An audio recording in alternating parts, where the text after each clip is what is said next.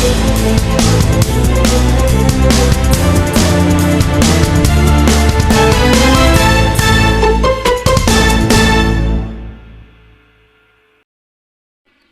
evening, ladies and gentlemen, and welcome to People's TV. My name is Otieno John, and I'm your host. Three of my guests here as the issue of gender-based violence. I'm going to introduce my guest from my left-hand side. Yes. Thank you for this opportunity. I'm Joy Mwende, the CEO Imani to Transform. Thank you very much for this opportunity. I'm Toroti Sailors, Head of Human Rights Africa. Gratitude for the granted chance. My name is Mary Stella Were, Women Representative, Narok County. Today, as I said earlier, we are going to discuss the issue of gender-based violence. Gender-based violence, as known,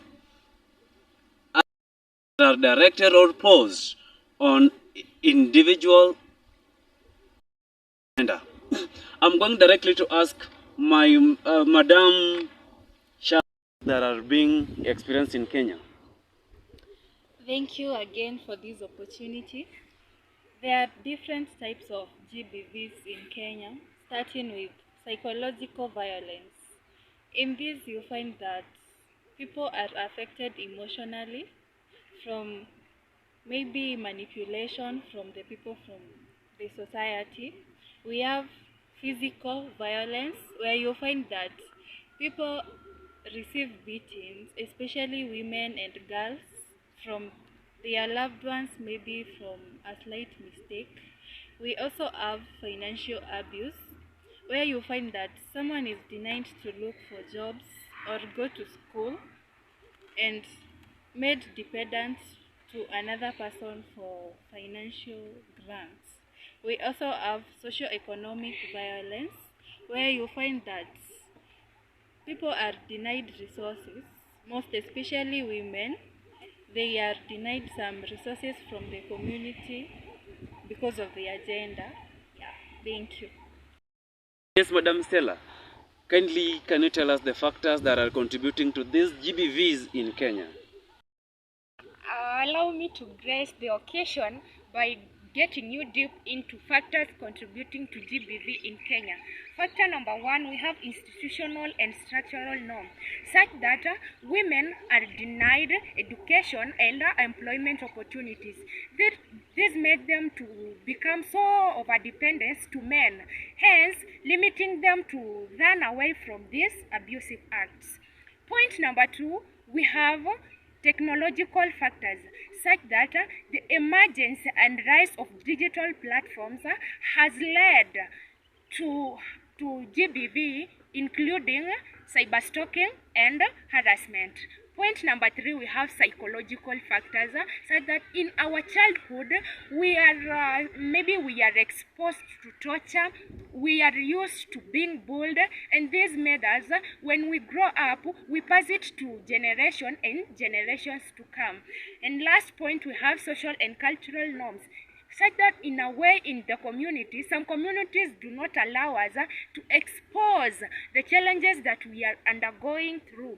And when we happen to expose those challenges, we are being denied, we are being casted out of the community. Thank you so much, Mr. Speaker. Madam Stella,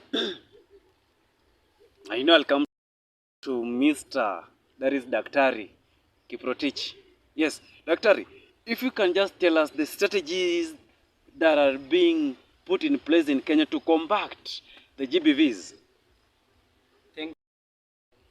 There are many ways of dealing with this gender-based violence in the society, and one of them is education and awareness. In a society, we have to educate the communities about the negative effects of gender-based violence. Another one is legal and policy reforms.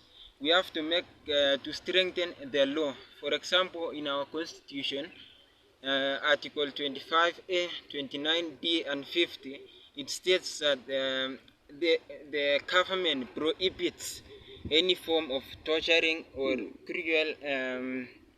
cruel treatment to any person. So we have to strengthen such laws to make sure that there are no violence. Another one is making with international organizations, for example, human rights or NGOs, to make sure that they can counter-check issues of gender violence in the society. The last one is making leadership, making sure that community leadership, for example, chiefs, are working hand in hand with the government to make sure that there are no gender-based violence or in the society. Thank you. Yes, thank you, Daktari. I have a question to my mentor here. That is Madam Stella. Madam Stella, we've seen many cases, especially domestic cases, being handled. For example, recently we've seen a man beating his own wife for not cooking for him. And that issue has been all over the country. What, as your institution, what have you been doing to deter these domestic issues? All right, thank you, Mr. Speaker. Allow me to address the very issue. Okay, the matters of let me ask you a question. You are in the house, Yeah. and before that, you are in the process of getting a wife. Yeah, you are in the process of getting a wife. Before marrying that wife, weren't you familiar with the characters of the very wife? And why are you going ahead to beat him or her when she fails to undertake the roles that she is supposed to engage in? The next question, I, Mary Stella, being a wife to someone, I know what I'm supposed to do in the house. And when I fail, maybe the problem is the husband. Sometimes I cook and he's like, your food is not delicious to my taste. Sometimes I wash the dishes, but he's like, you've done nothing. Actually, you've totally done nothing. How am I supposed to handle that? Am I supposed to continue being humiliated, undertaking roles yet not appreciated? And yet I understand the theories of motivation. I'm supposed to be motivated and even go ahead being given allowances. Yeah, and for that case, it is matters between husband and wife. Do you hear that how men are being vandalized outside here? Yeah. All right, you've said that you should be giving women, or rather our wives, some tokens for undertaking their roles, right? So, should we give you tokens to cook for us? Daktari, is your wife entitled for tokens to cook for you, or it is their mandate to cook for you? Okay, what you don't understand is that there is a difference between allowances and token. Appreciating me doesn't mean you are giving me token. Yeah, actually, certainly not. You are not giving me money, maybe to ile ya kunihonga. You are not. Allowances is like you feel my wife has been working. My wife has been doing this and this to me, to my children. Let me just have that heart to appreciate the efforts. I think I sound sad. Man, Madam Shash, how can you approach the issue? Because we men, we are in the modern world where you find yourself coming at home very angry and you find yourself busy on the TikTok scrolling from morning to evening.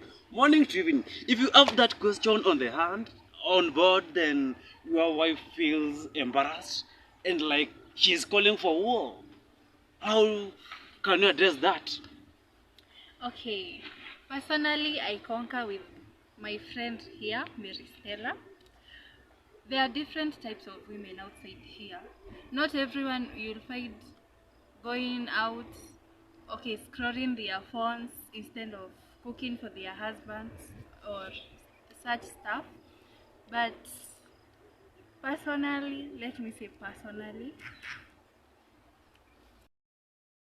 Is it written that women are supposed to cook for their husbands?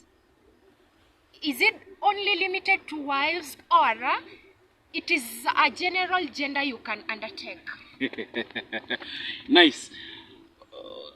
You know, in the Bible, the book of reference, we are being told in Genesis that after God created, He created a man, then suddenly He created a woman out of man's rib, right? Then the woman was mandated to be submissive and to be a helper.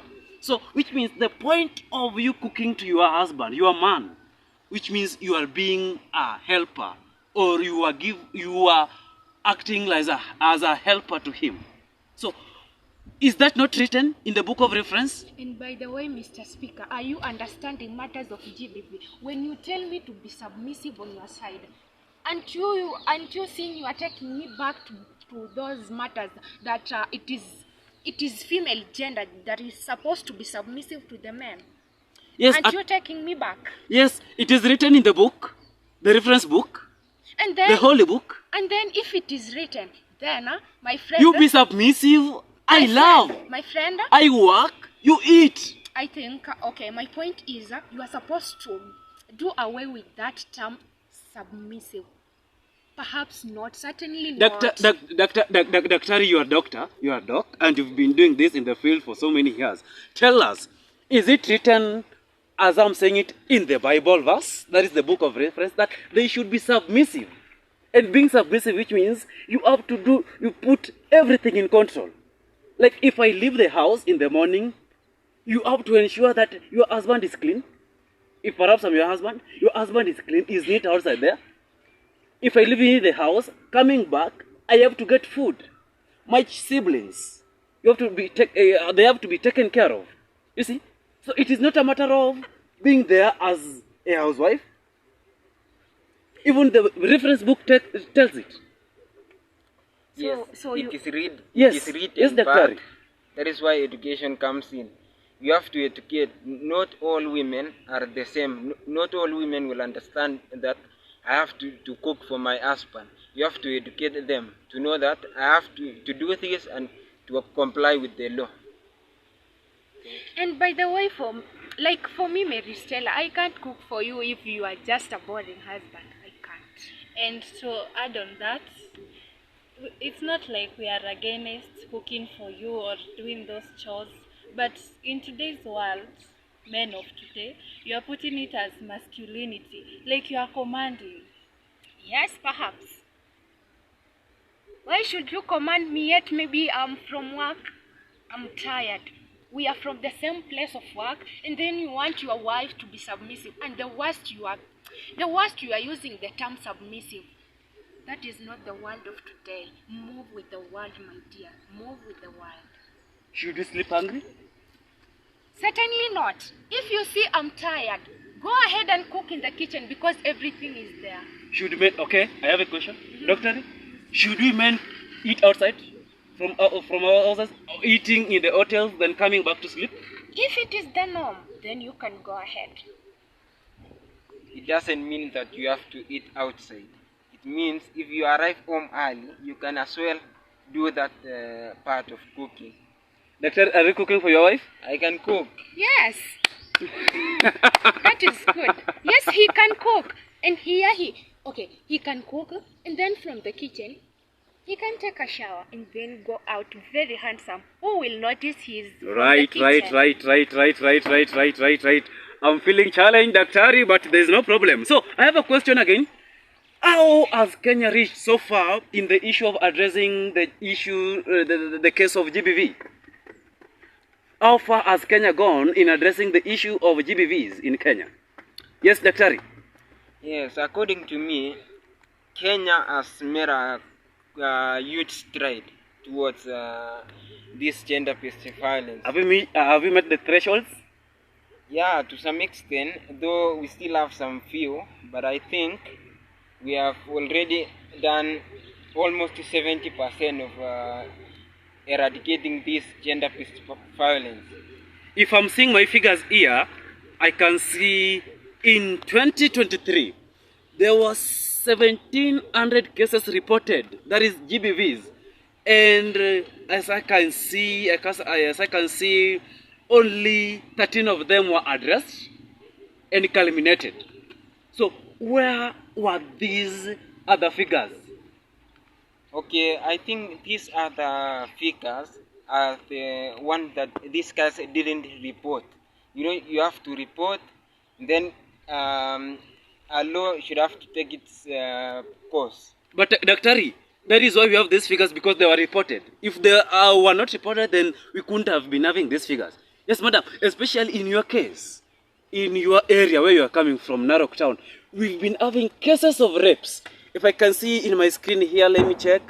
In Narok Town, we've been having around 9,1200 cases per year, the cases of rape. That is minus the cases of domestic violence. So you are the boss, you have the constitution, and your area is the leading county with cases of rapes.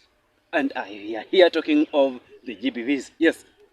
Okay, I think, Mr. Speaker, why is it that your digits are not matching with mine? And talking about the rape case, we try, as the law, we try to enact our laws. But should we go in houses, maybe in hostels? Let's say the case of Masai Mara University. You want me to be out all over, working with those students, seeing wherever they are going, controlling their lifestyles. Sometimes I try as women rep. I try to the most, but is it my problem when they are not responding? Yes, madam, it is your mandate, of course. Are you not feeling ashamed? Your country leading in the cases of rape. Okay. I'm playing my role. Are you always proud of yourself if you are walking down the street?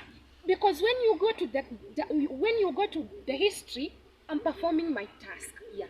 Performing your task when your country is the leading country? Am I not addressing the issue? Am I not addressing? Under the curtains? Issues are all over. In media houses are all over. People are addressing those issues. And my work is to address, not to follow and work with those who are taking the act. Certainly not. So you are just an amplifier, nothing doing you are doing on the ground? Not that amplifier. I'm doing my best. Even you can go back to the video that I posted yesterday handling such cases. Yeah, you can confirm I'm doing to the best. Yes, Madam Shaj. How far is your county, no, your orphanage? I can see children are being brought day by day in your orphanage. The issues of rapes, the issue of family neglect, the issue of vandalism and stuff. So how have you been combating these issues within your orphanage? Okay, in this matter, we have some strategies in our orphanage. You find, like, in cases of rape, we have guidance and counseling to the children who have already been affected, because we can't change that. So we counsel them and we guide them how to deal with that situation. And in matters of negligence, we have some NGOs out there who are helping us deal with this situation. And what I can add to these young mothers, don't leave your child out there. If you What Madam Sharon has said to the young mothers is just a call that don't abandon your child. That child, you got him or her willingly. So when you have your child, we have several mothers who are independent. So when you happen to have that pregnancy, beba, tunza, na ufanya nini? Uprovidie mtoto wako. Kindly is just an urge. This is not taken kindly. We are not taking it kindly. Just conceive your pregnancy, carry it for 9 months, deliver your child, and put into consideration what is supposed to be done. I think I'm done. I think that is the end of our debate today, the topic of discussion, and I'm very happy with the guest.